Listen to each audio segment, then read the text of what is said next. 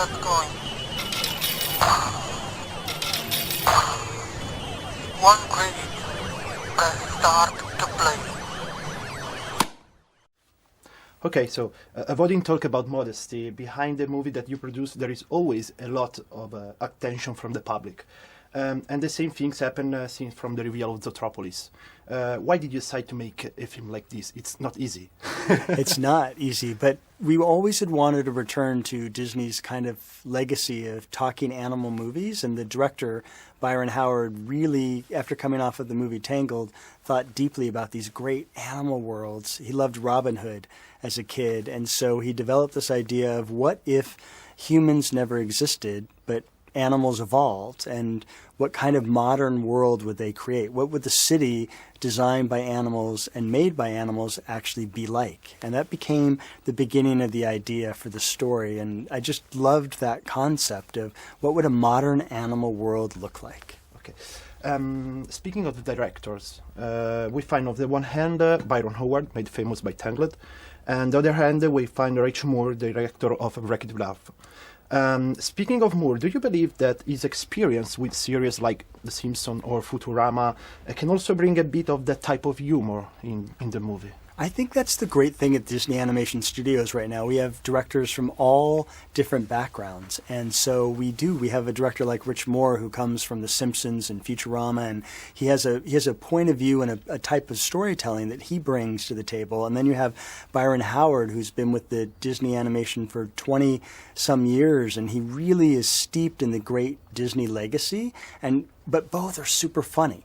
And so what you get is two great senses of humor that come together to create one movie. So we kind of get a bit of everything. And I feel like this movie is a movie that's one foot is in its legacy of talking animal movies, and one foot is in a modern storytelling that happens in this world of Zootropolis. So we have both sides on the film. Can you tell us some details or curiosity, if you will have someone, about the creation of the city? Because from what we have seen, it's looked very creative city. So John Lasseter, who's our boss at Disney Animation, he always says the world must be believable.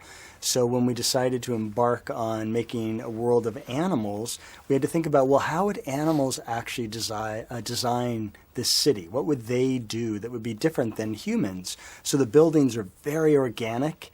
The windows have different shapes and sizes to them. And most importantly, we said we wanted the animals to be true to their size and scale. So a giraffe has to be as tall as a giraffe and a mouse as small as a mouse, which means the doors on a train have to be able to fit a tall giraffe and a small mouse. The stairs getting up to a building must have tiny stairs and big stairs. So all throughout this world, there's a lot of attention to detail to make sure that this world fits for all sizes and all types of animals. Perfect. The last question is more a curiosity.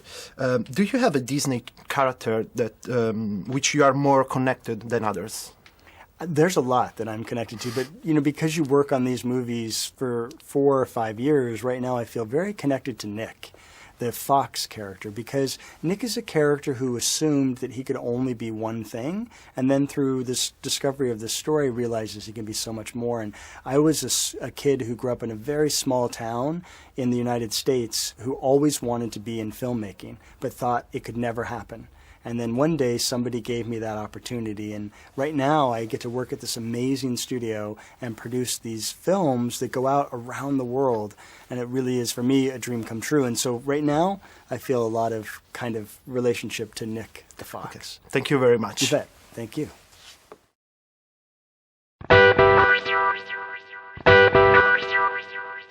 Just play.